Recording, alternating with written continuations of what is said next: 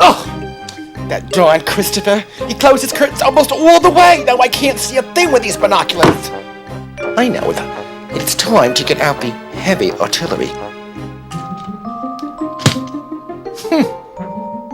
Is your home lacking those essential focal points to make it really stand out? Today we look at some fabulous ways to merchandise your home on The Christopher Lowell Show.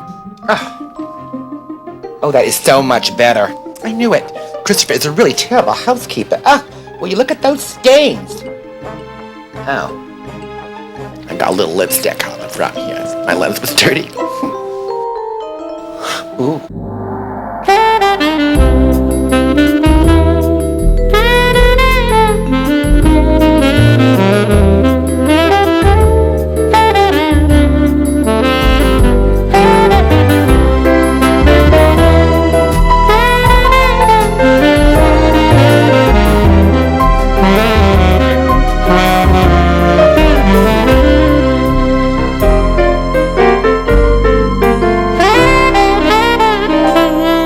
Hello everybody, I'm Christopher Lowell. Now, have you ever walked into someone's house or any well-decorated room and your eye is like, wah! Immediately drawn to something? And you can't help it, but for some reason you're compelled to look.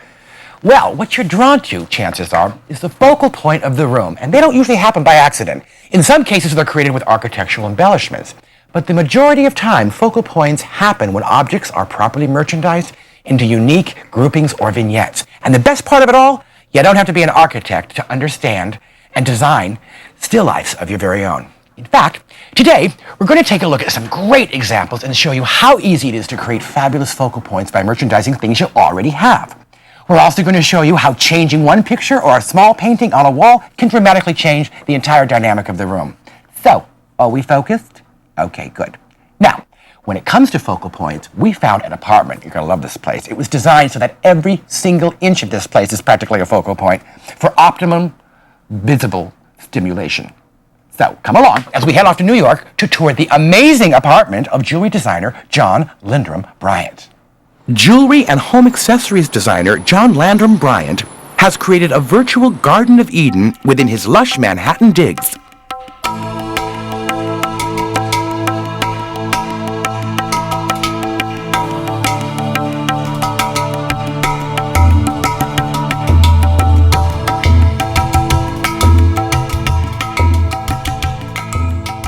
We saw it as an occasional place, so it could become a fantasy land.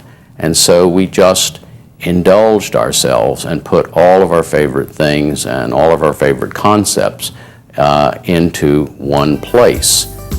One indulgence is the museum-worthy entrance hall, which celebrates the couple's love for all creatures great and small.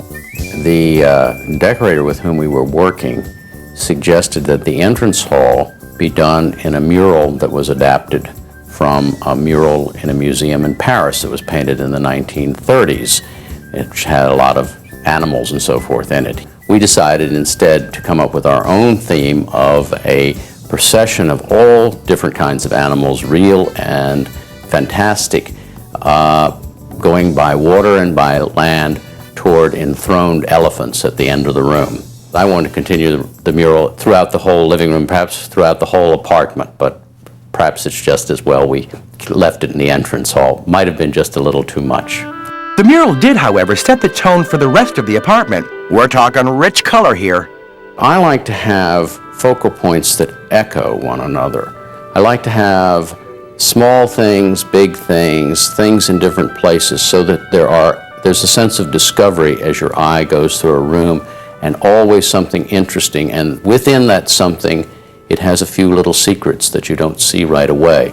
One wonderful one are these three ibis or ibis birds. As you come into the room, that's the focal point. You see it, but it is a true work of art. In every major room, there's a wall, and in fact, some interior designers refer to it as the table and mirror wall, because it's a wall that you won't put a sofa against. We wanted something dimensional. The answer was this Japanese mirror discovered in a Parisian antique warehouse. It has the imperial symbols of the phoenix and the dragon, as well as clouds and ocean waves and swallows darting about. The bookcase is very nice because when you come in, you don't realize that it moves. It creates a new color in the room, and it's a sort of a relief from this very intense red. It is a remarkable copy of a theme that Jean-Michel Franck, the very famous decorator of the 1930s and 40s from Paris, used, because it's straw marquetry, not wood marquetry. Pieces of straw are cut in half and soaked until they can be flattened, and then they're cut into the pattern of the marquetry. In the bedrooms, the beds themselves steal the scene. The bed is a wonderful Chinese wedding bed, very heavily carved in teak, but not lacquered and painted. It's a completely natural form. And there's a set of 6 Tibetan doors with wrought iron screens that cover the windows and also provide for a covered bookcase. And this gives the room sort of a warm, intimate feeling. Here, another dramatic bed, which Napoleon's sister once slept in, takes center stage. The lighting fixtures are John's own creation, inspired by his home's fantasy decor. I have 2 sconces on either side of the bed, and because the room is done in kind of a seafoam gray color, I took a sort of sea motif, and I used coral motif on the little chandelier and the 2 sconces. The ceiling fixture also has coral, the chandelier, except that it has on it as well sterling silver starfish and octopuses. In the bathroom, his signature tiger heads adorn the marble tub and sink. Well, these are both what I call the jungle pool design, and they are the integration of water and the animals. It's design within design, and whether it's something I design, I always strive for that, or that someone else has designed, I look for that, so that you do not get the whole story in a glance. It takes a little examination. You want to be able to come back to that object again and again and find things, new things in it. Wasn't that place amazing? And every single room was like a world unto its own. That wallpaper. Love that, with the monkeys and everything. And the great big mirror, table wall thingy. Talk about your focal points. Well, let's talk about focal points for a minute, shall we? Sometimes focal points are, you tried to create them, but you only end up kind of making confusion. Let's take a look at my drawing pad for a minute. I've walked into a lot of places where I'll see, for instance, a fireplace on a wall like so, okay? And then there'll be a bookcase next to it here. And then there'll be a sort of a long, low table here, okay? And maybe there's a chair at a diagonal here in the room, and maybe a picture here. Okay, well, that's not really attractive. What's happening is the room feels really weighed over here.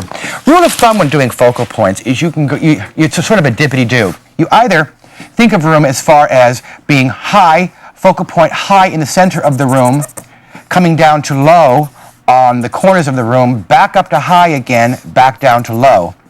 Okay, what creates that? Well, let's just sort of make this up as we go along. Let's say, for instance, we have a low table here, okay? Now, or a chest of drawers. Let's say we have a chest of drawers. Now, rather than putting a couple of small pictures over top, but what you really want to do is you want to do something that's got a lot of scale to it. So one of the things that you could do is take and do a collection of pictures. Say there's one here, and there's one here. Now, most people would stop there. I say let's go further. Let's take another set and another set. Okay, let's do 6 over 6 beautiful botanicals or something, okay? Okay?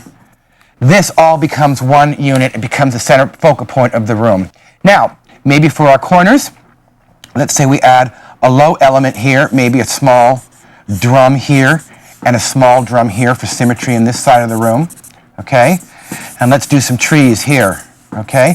They don't have to be too tall, because if they get too tall, it's going to interrupt and be confusing with this focal point, okay? Now we have 2 areas here. Now, one area you could do, if you want to let this sort of corner breathe, I would take, this is sort of screaming for something long and vertical here. So this could either be an architectural column, this could be maybe another series of pictures, like so, one on top of each other. sort of asymmetrical, okay? We're starting tall, going to middle. Now up here, maybe a large plate of some kind, decorative plate up here to pull the eye up, and maybe leave this area free and let that just be filled. So the eye's going from here to here, up here, and back down as it goes into the corners. Same thing on this side. Here, we've got a large focal point here, large focal point here. Chances are you're going to want to balance this out, but rather than making it so symmetrical, here we'll go into the room a little bit, and let's say that we have like a demi-table, a round demi-table here, okay? Okay. Over the top of that, let's say we do a big overscale mirror. Okay? That overscale mirror is going to reflect everything that's on this side. Now, as you walk into this room, it feels very well balanced, and part of creating focal points is making the eye land and rest. Okay? It's not too difficult, so take a look around your room, and maybe you want to move that over there, okay? Now, coming up, we've got lots and lots of focal points to share, and when we come back, we're going to meet a lady with some botanical artwork ideas to give your room flair. So stay there. Hurry back, Jack.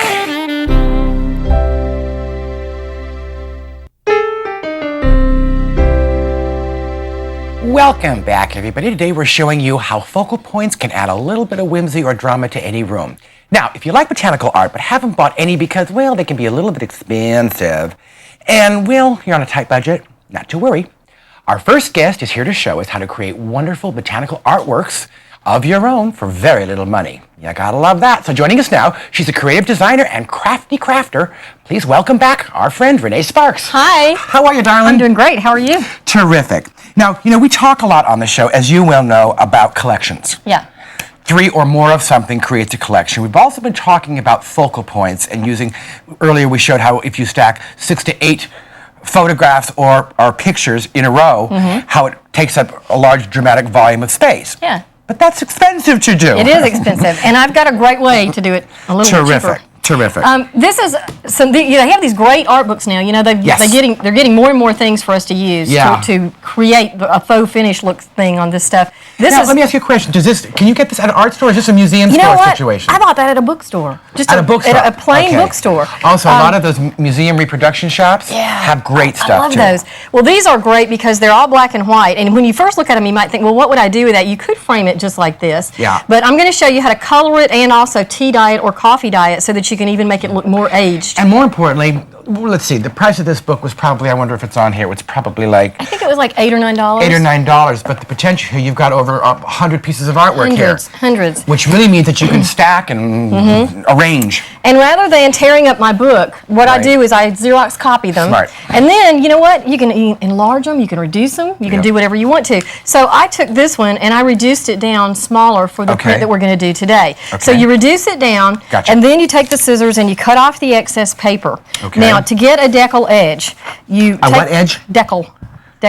D-E-C-K-L. Oh, that means a ragged edge. Ragged edge, yes. yeah, sorry. Okay. You run a little water on the back side. So move this up a little further. Okay. There we go. You run just a little bit of water on the back side, and then you pull away with your fingers like that. So it leaves that decal edge. The water dries, and then you can't really see where it got to at all. So we're basically getting rid of all the straight edge references. Getting rid of all the straight edges. Okay. Now, when you get finished, this is what you end up with, and you want to make sure that it fits into your mat opening that you have for your mat, for your finished piece. So, for instance, let's say we predetermined the mat was going to be this size. Then you want it about that size. We want to leave a little border all the way around. A little bit where you can see the background. Now, these are colored pencils. These are oil-based pencils. You can also do this with some pastels, with some watercolor pencils, other things. Make sure you got a really good sharp point on it, and they come in a lot of different colors. One thing that you notice on these prints is that they already have some of the lines and the gradations in there for the shading. So it's like a big coloring book with a lot more information. It is. So you just kind of want to do like this, and the great thing too is if you get outside the lines, you can take an eraser and just erase it back off. It's just like a regular pencil. So actually, I could where I don't see a lot of etch lines here, I could go as a highlight, and as I'm seeing a darker etch line, I can go a little bit darker there. And you can go over on top of it with another colored pencil, and it kind of mutes it down and tones it down a little bit, gives it a little bit of a more aged feeling to it, rather than so stark. The whole thing, yeah. Cool. All right, so this is a coloring book idea. Yeah, kind of like that. So then when you get finished, you have these great, they're great finished like that. Yeah. You could leave them like that if you want to, but let's age them down a little bit. Oh, that looks great. That looks like it's out of an old etchings book. I know, doesn't it? It looks like That's you took great. it out of like somebody's Bible. This is on copier paper? Yeah, this was this. Oh, that's this fabulous. was the same thing. Okay, so now, what is this? You've got coffee, and strong tea. Oh, now, this is my kind of demo. Yeah, the difference is... Starbucks? Probably doesn't matter how. Okay. I think this is Christopher coffee. Oh, yeah, probably. Well, the difference is, the reason that I'm showing you both is you can do it with just one thing. But when you do the coffee, sometimes when you do the tea, over a period of time, it will turn a little bit more orange. I don't know if you can see the difference in that. The tannins in the tea turn it a little bit more of a different color. So that's not going to happen right away. So if you don't want that effect, you might want to use the coffee instead of the tea. Okay.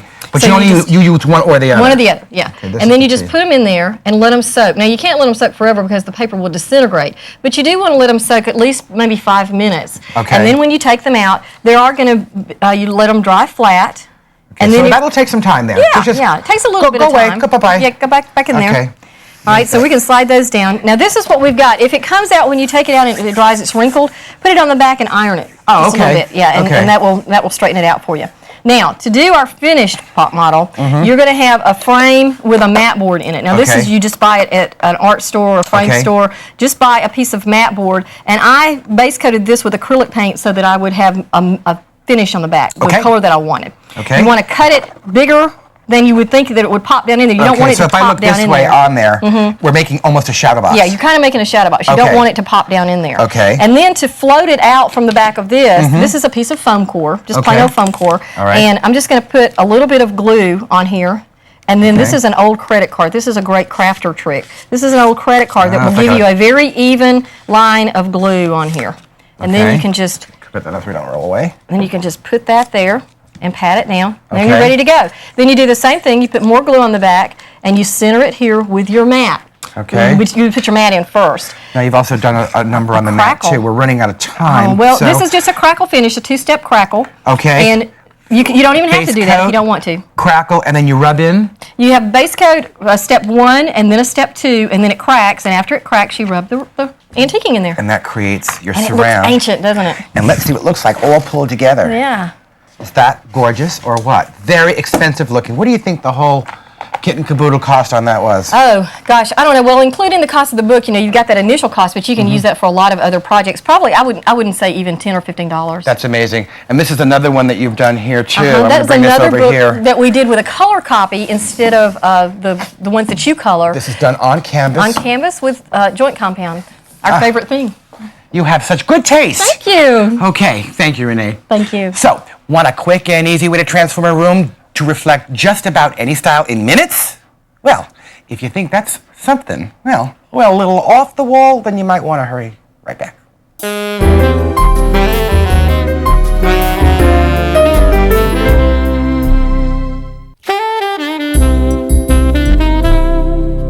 Welcome back, everybody. Today we're talking about how to make wonderful focal points in your home.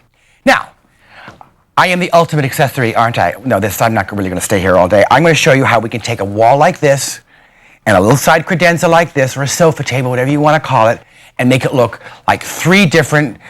We can make it look a town, and we can make it look country, and we can make it look city. How cool is that? Okay, I'm going to get started because there's a lot to do. Okay, here we go. The first thing I want to do is do some items that look very country. Ugh. Okay, let's see. I'll put this picture here, and this picture here. Okay, that gives us some height there. I'm gonna take this, and I put this under here. Okay, just a little doodad down there. And I got some of these Majolica bowls. Take some of these. Couple of bowls there. Nice one here. Big chicken over here. Whoops. Let's try that one again. I'll put the little chicken here then. How's that? There we go. That's probably too much. Candlestick here. Candlestick here. Maybe a few more of these boxes down here. Like so. Maybe one tilted to its side. Country. Okay. Everybody goes goodbye. Okay, bye-bye. Oh, this looks interesting. I'm going to put this here. We're going to go city now. Here. This goes away. This goes away.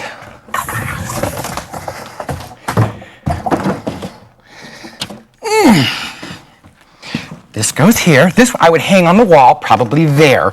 But for right now, I'm going to lay it down here just so you get the idea. This works really well together because we've got the black on the black, which will be our theme for our city theme. We'll put one of these here, and we'll put another one of these here. And maybe a lovely bowl. Okay? Now, what does that need? That needs like a third thing. That needs like a 1, 2, 3 to make a cluster. So I'm going to add this to it. So we got a black and white and a little bit of purple, and this goes away. And we put nothing there. This is city. Okay. Town. Let's see. This goes away. This goes in its place. Now, isn't that interesting that the minute I put these with those, it sort of doesn't work? Okay, our town look is kind of that well-traveled look. That gets replaced with this. Okay, those I put end to end. This gets replaced with another one of those. Okay, that gives us some height. That's sort of our mid-level. Okay, so we go from here to here. And then let's add a nice big overscale bowl, possibly in the center here. Or, which I think I like even better, move it to one side to a plant here. Now, if this was up on the wall, I think I would just probably do that there in the center with a nice finial. And here again, a third cluster of something else might look nice there. Maybe a little bit of a basket to give it a 1, 2, 3. Ta-da! So, what have we basically done here? Just by changing out accessories, we have taken the same piece of furniture against the same color wall and made it look totally different. So the next time, you want to go into a demolition, try something like this first. Now watch what I do here too. I'm going to take out this and do a modern country look and put this here instead. And just by changing the pictures, you've actually changed the entire focal point. Get rid of that one.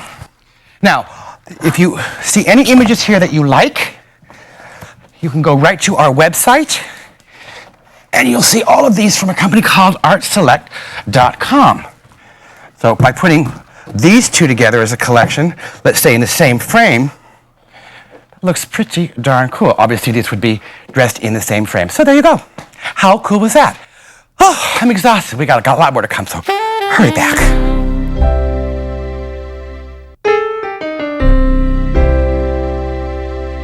Welcome back, everybody. Today we're focusing on creating focal points for the home. Accessories can really make any room come alive and sparkle with interest. So let's get some inspiration, shall we? Let's go to the magic box here and take a look at our first photograph. These photographs are from a book called Creative Display Ideas for Your Home. Cool. Let's look inside.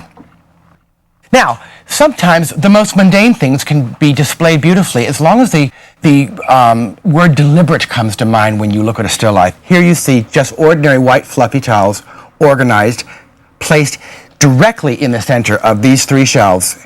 It's poetic, it's simple, it says luxury with a couple of towels. Who knew? Take a look at this area over here. Very, very nice. Well merchandised. We start with a height here, and then we go down into this area and this area. So the eye goes from here to here to here. Next, please. This one here is very pretty. Here you see a still life here that's used in conjunction with background, okay? So part of the still life when you're looking here is, we'll talk a little bit more about how much should go on a table that size. But you do a little bit of still life here, very pretty, poetic little chair here. Against, what makes this work is that you've got the height in the background of the architecture with that wonderful green color backdropping everything. Very pretty. Moving on. Here again, it's the art of deliberate placement. Remember, when the human hand touches something deliberately, it smiles. That's the whole idea behind retail. A couple of well-placed objects. All of these objects, however, are all linked together by color and texture. Let's take a look at the next one.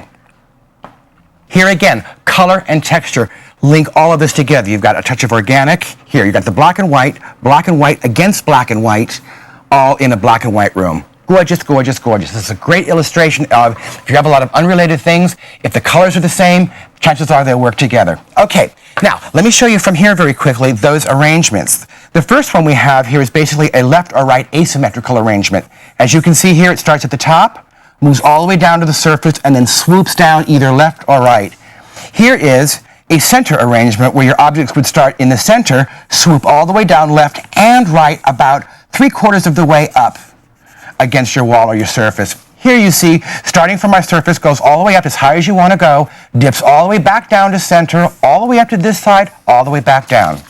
If you look at that on the mantle, here you see a center arrangement. Starts from the top and goes this way, and then back up again, this way and that way.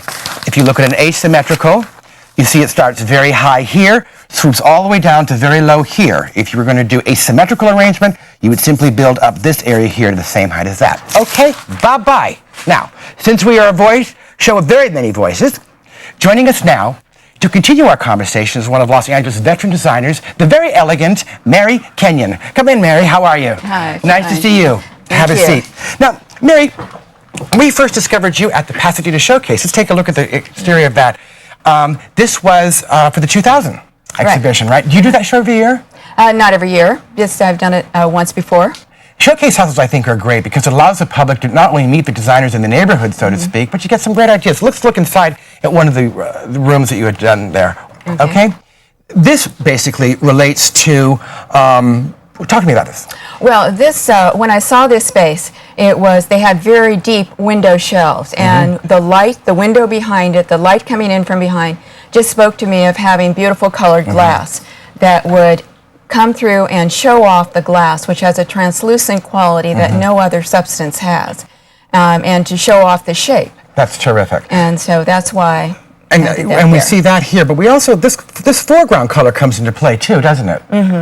Yes, actually, to make the glass stand out, the color was kept soft because we wanted to point out the glass and really look at that and not anything else. That's and the great. window treatment too was. Let's take a look at the next one. Now this is in the Pasadena Showcase house. This Same area, actually. This is actually an elevator gate here. It is. To tell me what you did here.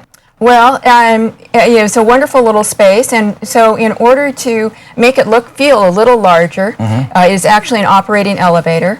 We painted the inside, had a decorative painter come in and put some scenic views out there. Kind of a nice, like a mural type of thing. A mural, so that they could look out and feel a sense of expansion, even though it's a very tiny space. A little optical illusion. And so then put a tea set in there and a little butler's tray to carry it. So it could go up and down. That's great. Let's take a look at this vignette that you've built. We'll start right from the background color and move ourselves forward. Now, I see some more of the glass pieces. Then more of the glass pieces, right, and with the window behind. And then also when you don't have light coming in from the window, it's nice to have light coming down to really make the glass sparkle. Very pretty. To point out its wonderful qualities. And again, the curved lines of the glass are sort of offset by the straight lines of the Asian furniture. I see. So it was a nice contrast. Very pretty. And here again, you've got them on various levels, which is so key to merchandising. And also grouping them together. If you just had one vase one place and another vase another place, it would have less of an impact. But putting them together had more impact. Very good. And the bright colors playing off each other.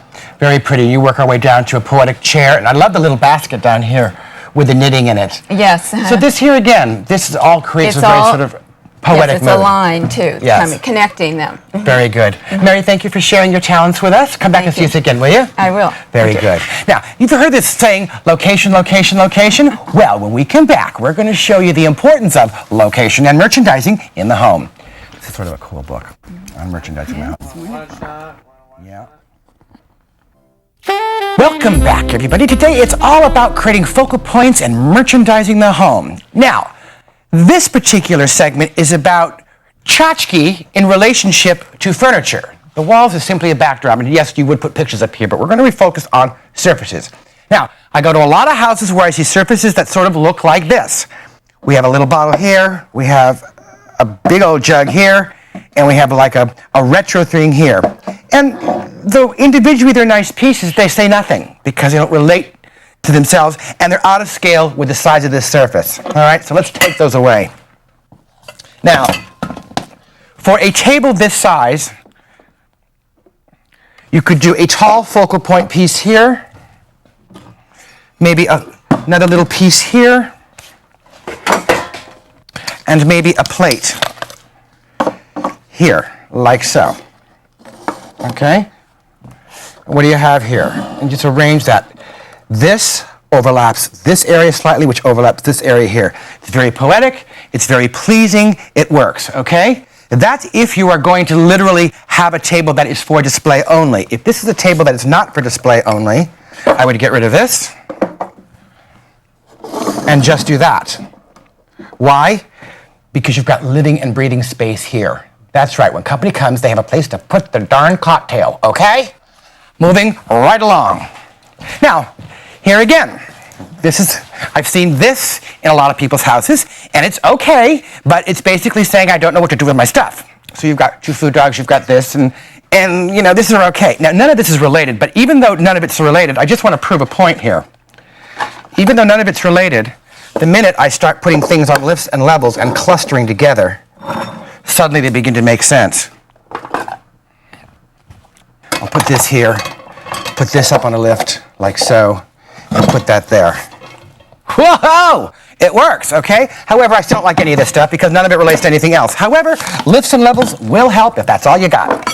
Now, this one I want to link together more by color. And since we've got a country crackle thing going on, I want to start out this as my center focal point.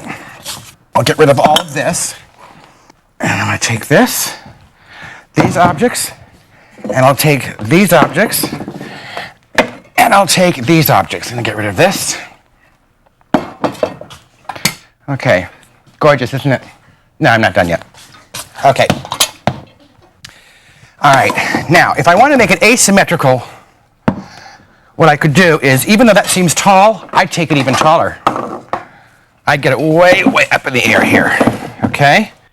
Then, take my second one, maybe put it here and here. Now, even though these objects don't relate, there's a little bit of blue in each one of them. I would take that blue, bring it over to this side.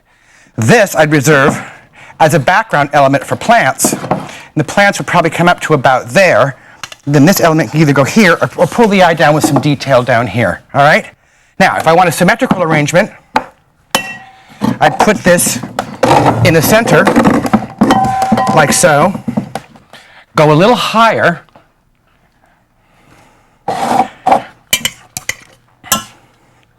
like so, overlapping slightly, so it has a nice still life feeling to it, like so. And then I would reserve the ends of this for either a cluster of candlesticks or 2 identical candlesticks tall, okay?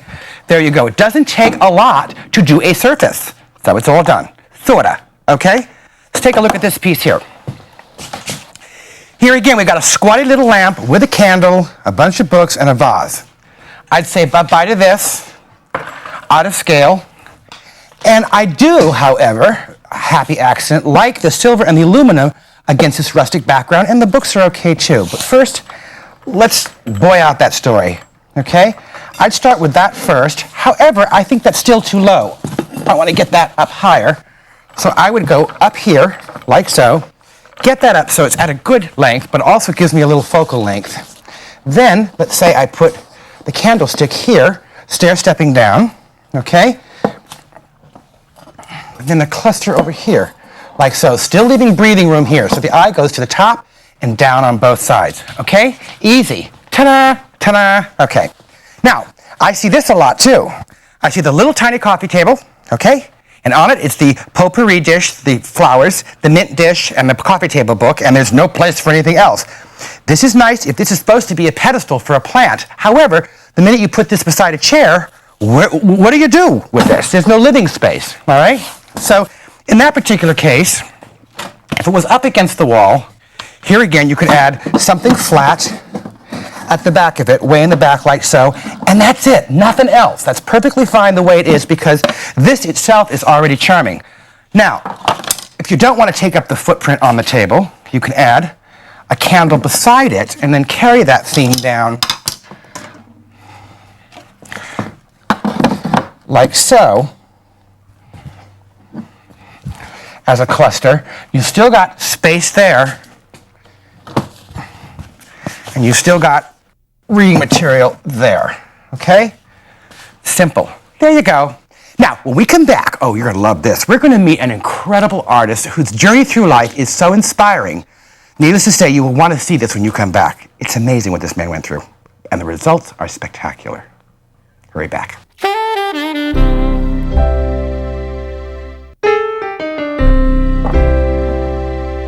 Welcome back, everybody. Today we are merchandising the home to create focal points of interest. Now, the next man you're about to meet, well, he has an incredible story. Ever since he was 3 years old, M. Douglas Walton wanted to live in a museum. Today he's an artist and architect and has turned his Ruston, Louisiana home into his own art gallery and museum. However, things weren't always easy for him. For the first 16 years of his life, he wasn't able to speak. Eventually, he was able to overcome his dilemma, and his years of isolation actually enabled him to focus on life. When Douglas Walton was a small boy, he had an extraordinary idea. Mother would tell me that even at the age of 2 that I wanted a beautiful environment, and by the age of 3, when I had never been to a museum or had any concept of architecture, I wanted to live in a museum, and today I do. Douglas instinctively recognized that sometimes objects can speak volumes. I started a collection long before I moved into this home 20 years ago. And then since then, it's just been more and more and more. And now it's getting to the point where acquiring for this space is very difficult because I have elevated this space to a very high level.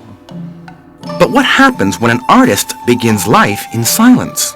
For the first 16 years of my life, I had non-understandable speech. I was incapable of pronouncing any consonants, which meant that my life was very different than most, facing enormous brutality and cruelty from not only other children, but from adults as well. My parents had a restaurant, which was the social center of the town, and I was the observer, observing the whole interreaction of a community. Doug lives outside of Ruston, Louisiana. He is a painter, a teacher, and a passionate collector. His house is his gallery and source of inspiration. I just recently returned from Bali, and walking back into this space after being gone for 2 months, I thought, this is really nice to come back to. And I personally cannot comprehend living in an environment that is not beautiful, that is not presented beautifully, that is not done beautifully. Like the collection within, the physical house has continued to grow and evolve.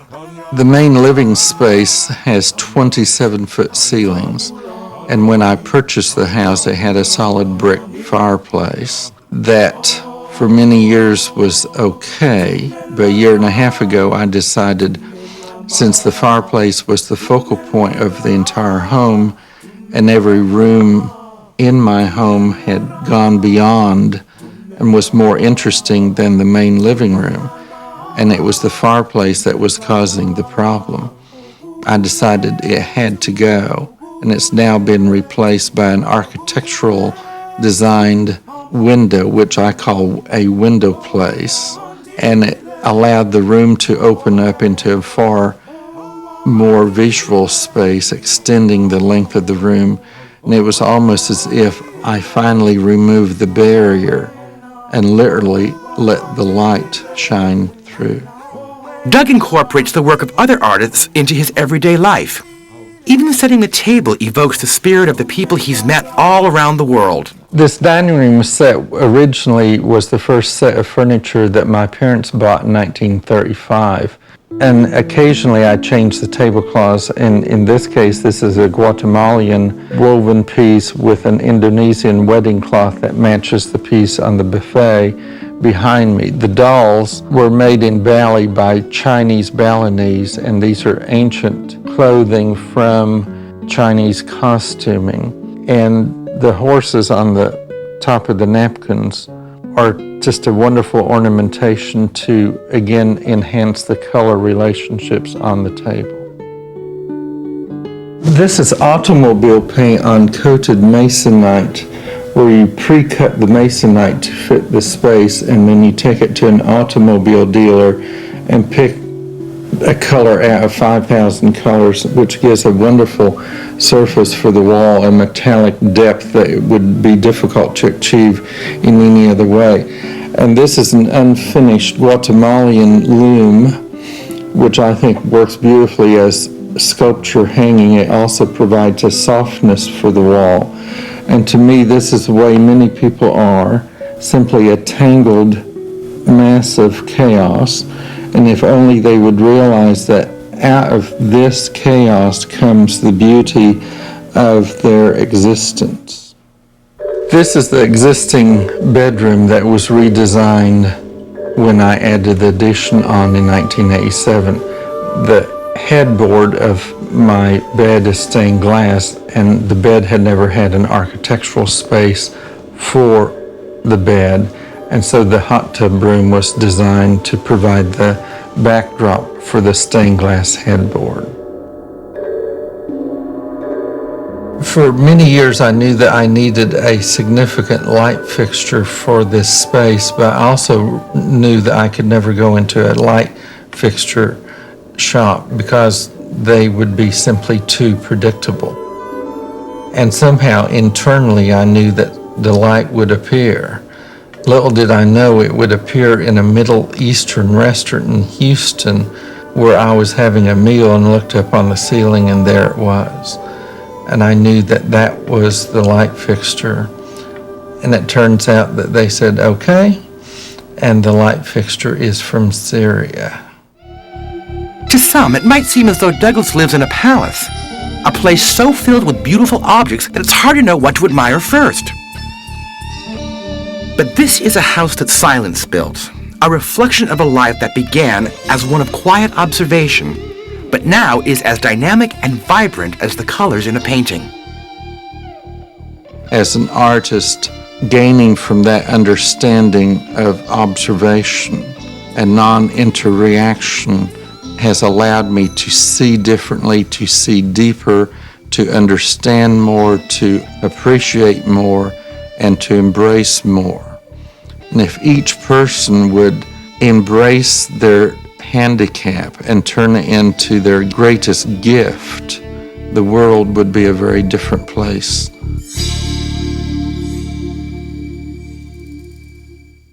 Pretty inspiring, isn't it? And you notice Mr. Walton, well, he is so well-spoken now. In fact, every word seems to count. It's amazing how we take our own words for granted. Thank you, Mr. Walton. You did it. Well, that is our show for today, everybody. You know, when I make my appearances all across the country, I meet thousands of you, and you always keep telling me that you are drowning in clutter. Clutter is what I call room dandruff. Yeah. It's sort of like junk food. You know, it's not good for you, but somehow it's sort of comforting. Yeah. Remember, a cluttered home generally reflects a cluttered mind, because when it all comes down to it, we are how we live. For some of you, that's good news, and for some of you, that's not so good news. And you know, there are so many people right here in America who have nothing. A few of your cluttered items could be so precious to them. So as we move deeper into the millennium, maybe it's time to kind of pare down a little bit. Maybe it's also time to take a look around our homes and ask ourselves, does this home reflect the way I want to be? Or is it simply a roadmap of where I've been? Don't be afraid of change. Without change, we don't grow. We become complacent, and complacency leads to boredom, and boredom leads to depression and bitterness. Gee, maybe change isn't so hard when you think of it like that, huh? Remember, you are the center of your entire universe. Yes, you are the stone that makes the ripple. So take the responsibility to make change. Baby steps first, big ones will follow. You can do it. Bye for now.